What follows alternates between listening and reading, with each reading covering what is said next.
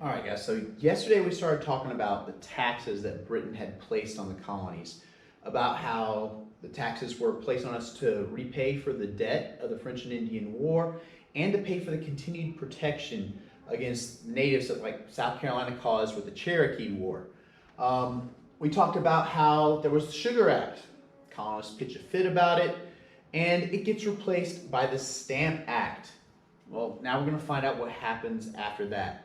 So with the Stamp Act, not all of the British were in favor. In fact, there were a lot of people in Britain that didn't even like the Stamp Act, including William Pitt, the former Prime Minister of England, the hero of the French and Indian War. And because not only were the colonists protesting the Stamp Act, but because the British were protesting it as well, the Stamp Act got repealed before it ever even went into effect. So we never even really had to pay the Stamp Act. And the precedent continues. So a precedent, that would be a vocabulary word. Precedent means you know what is going to happen because it has happened before. An example, kid in the cafeteria is walking with his lunch tray. He trips and falls and drops his food everywhere. Unfortunately, you know you're going to hear people laugh. You know it's going to happen because you've seen something like that happen before. You know what's going to happen because it has before. So the precedent that's being set is there's a tax passed. The colonists pitch a fit. The tax gets repealed. A new tax gets passed.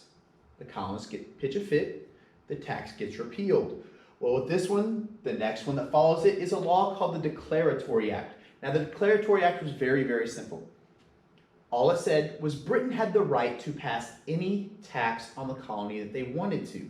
Britain has the right, as the owners of the colony of South Carolina and of all America, to tax the colonies if they felt like they should.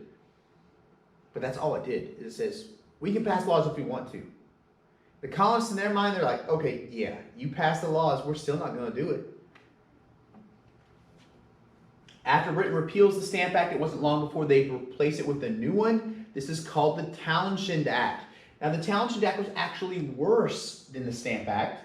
It's a tax on glass, on paint.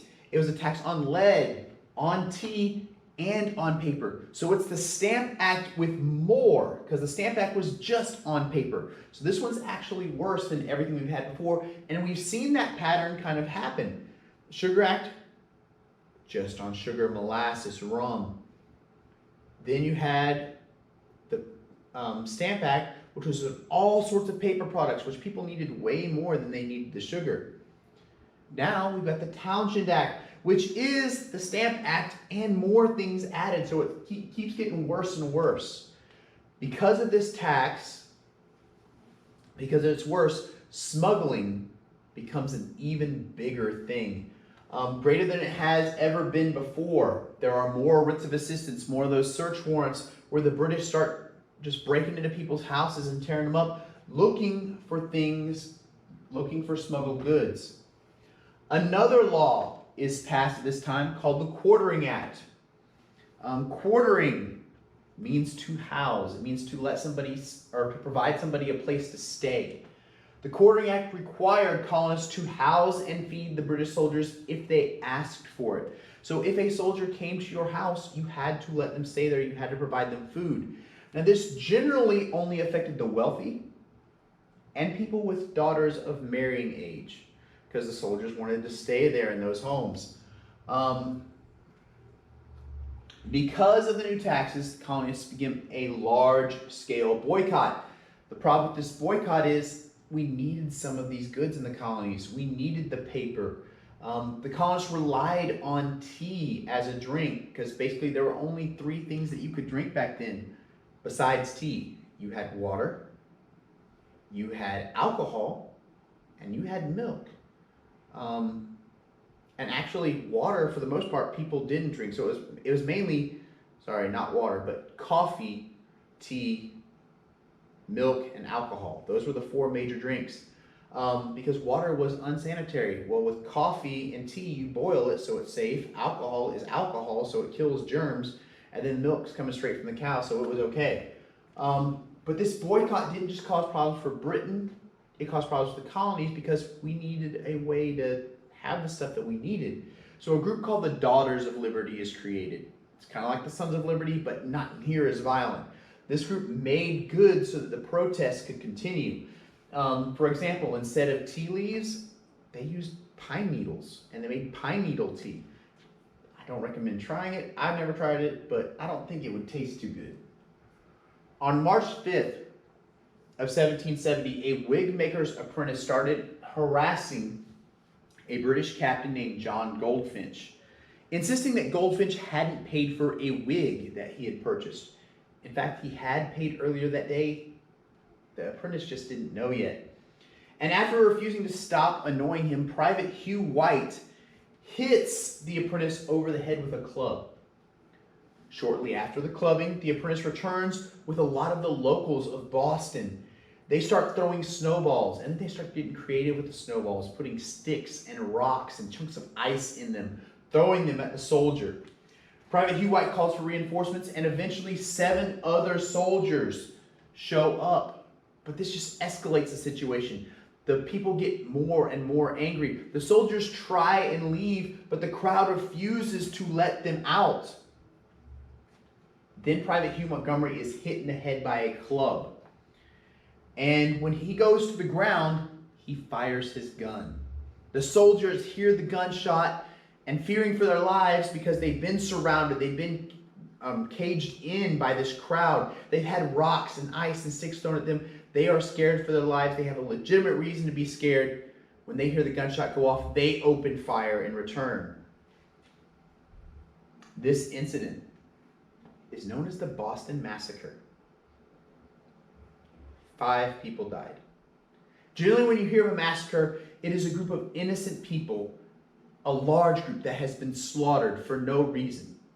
Well, in this case, only 5 die. They're not innocent. They were throwing rocks. They were throwing sticks, chunks of ice at the soldiers. They hit one of them in the head with a club. They refused to let them leave. But this was still called the Boston Massacre. This picture right here is an accurate one of what actually happened. You've got the commanding British officer up here. He is holding his hand up. He is trying to stop the British soldiers from firing. The British soldiers are all huddled here together, trying to be back to protect each other. You've got the American here, the colonist, who has grabbed the gun of one of the soldiers. He's got the club up in the other hand. You've got the snowball flying through the air. You've got them all crowded in. You can see other stuff, sticks, flying here at the soldiers. The soldiers had a reason to be afraid. However, this is the most common scene that people see of the Boston Massacre. It shows the soldiers smiling. So if you look right here, he's actually smiling about what's going on. All of the soldiers have a smile on the face. The commanding officer isn't in the front trying to stop them. He's actually got his sword up, giving them the order to fire. You've got the colonists over here with looks of terror on their face. This guy's got his hand up. He's saying, please stop. The woman's like praying to God, got her hands held together. And then, to make matters worse, you got the poor puppy down here. But if you look closely, you'll see it. This is propaganda. This is an engraved print that was sold by a guy named Paul Revere. Now, many of you guys will have heard the name Paul Revere before. He is the guy that, listen, my children, you shall hear the midnight ride of Paul Revere.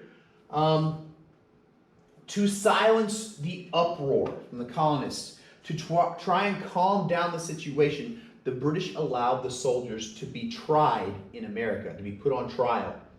The defense attorney for the British soldiers, it's a man you guys should have heard of. His name was John Adams, 2nd President of the United States.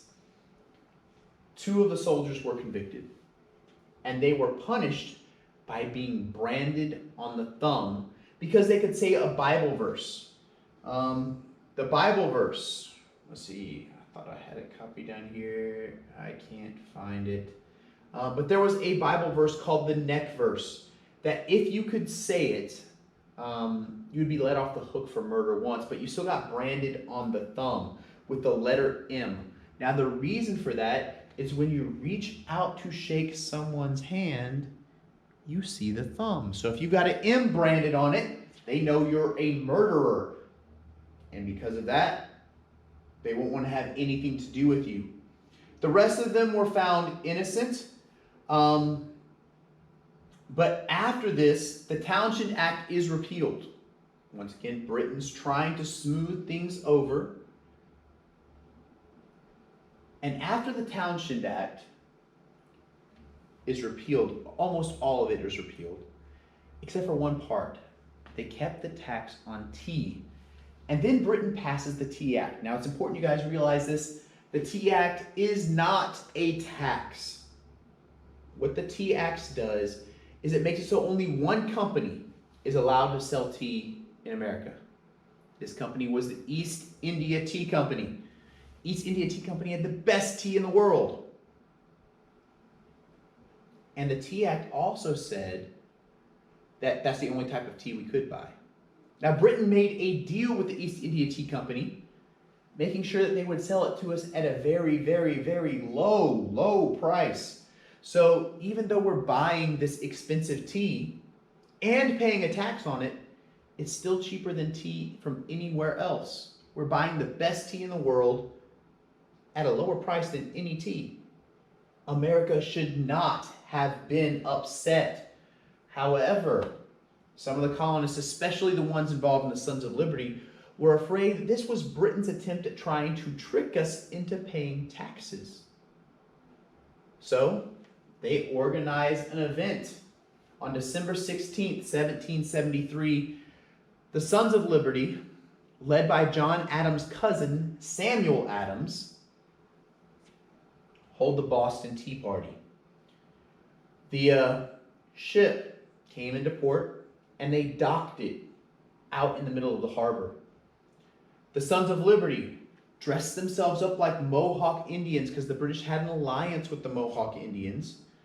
And when I say dress themselves up, they didn't really do a good job. They put feathers in their hair and they said, woo, woo. And that's really all they did. They didn't really try and disguise themselves. It was just so that if the British questioned them later, they could say, no, we heard it was the natives. They had feathers and everything. And so they go out to the ships and they start throwing the tea overboard, just as an attempt to make sure that the taxes aren't paid. So a similar analogy would be like, let's say your parents say, look, you've got to get the newest, best cell phone there. We're going to get you a cell phone, but it has to be the newest, best cell phone there is. It has to be. You don't have a choice. But you've got to pay for part of it. You've got to pay $60. And so your parents get you this cell phone, and they hand it to you, and you look at it and you say, what is this crap? And you take the cell phone and you slam it on the ground in their face. That is basically what America did to Britain here. They got us the best deal on tea that could possibly be done, and we threw it in the ocean. We spit in their face with what they did for us. After the Boston Tea Party, Boston in particular, but all of America is punished with a set of laws called the Coercive Act. Now, coercive means to force somebody to do something against their will. You're forcing them to do it. You're coercing it. Well, here they're forcing us to obey. The colonists called this law the Intolerable Act. This act has 4 parts. First one, Boston Harbor is closed till all the tea is paid for. And it was worth millions of dollars in money back then. Second, the charter of the state of Massachusetts is canceled, basically meaning the people of Massachusetts lose all of their rights, lose all of their liberty. Third, royal officials, no matter what crime they commit in America, they go to Britain for their trial now. And fourth, all soldiers are to be quartered now. Britain was not going to pay for any of the soldiers' housing or any of their food. The new Intolerable Act pushed the colonists to their breaking point. The colonists are now past the point of simple boycotts and tiny rebellions. The colonists are now willing to fight, which will bring us to the next lesson.